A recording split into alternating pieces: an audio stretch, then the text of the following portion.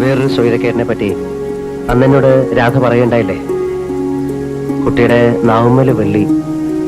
അങ്ങനെ തന്നെ സംഭവിച്ചു.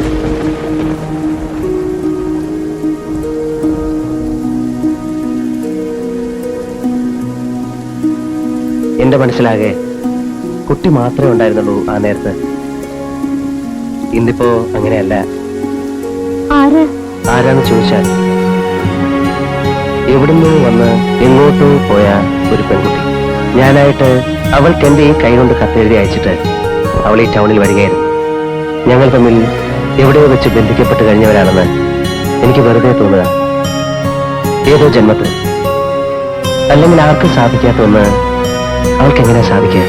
ആദ്യം ഞാൻ അവൾക്ക് കത്തെഴുതുമ്പോൾ മഴ പെയ്തിരുന്നു. ആദ്യം ഞങ്ങൾ മീറ്റ് ചെയ്യുമ്പോഴും മഴ പെയ്തു.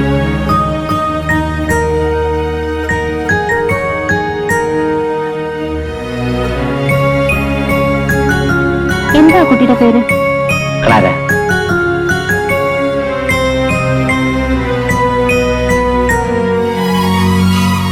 മോനെ, സ്റ്റഡി കോൺട്രാക്ടർ ആരാ? സുപ്പീരിയർ. ഞാൻ ക്ലാരെ മാരി ചെയ്യട്ടെ. വിരോധമൊന്നുമില്ലല്ലോ? ഇല്ല.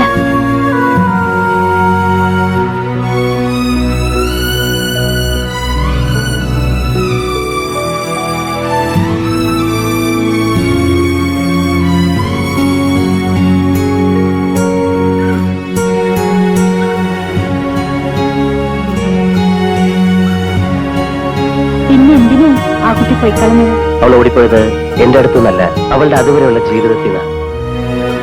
ക്ലാര ഇനിയും വരുമെന്ന് എനിക്ക് വെറുതെ തോന്നുക. എന്നെ അന്വേഷിച്ച്. എന്താണെന്ന് തോന്നാൻ? എന്തോ എനിക്കങ്ങനെ ഒരു തോന്നൽ.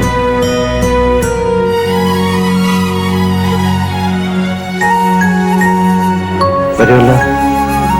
അതോ വരാതിരിക്കോ? വരും. വരുമെന്ന് പറഞ്ഞാൽ ഞാൻ വരും. മുഖങ്ങളുടെ എണ്ണം ഇങ്ങനെ കൂടിക്കൂടി ഒരു ദിവസം ഇതങ്ങ് മറക്കും. മറക്കുമായിരിക്കും അല്ലേ? പക്ഷെ എനിക്ക് മറക്കണ്ട. ഇവിടെ ഒരു വാക്കുണ്ട്, ഓർമ്മയുണ്ടോ? രാധ മണ്ണാർത്തോടി വരുന്നത് വരെ തമ്മിൽ കാണില്ലെന്ന്.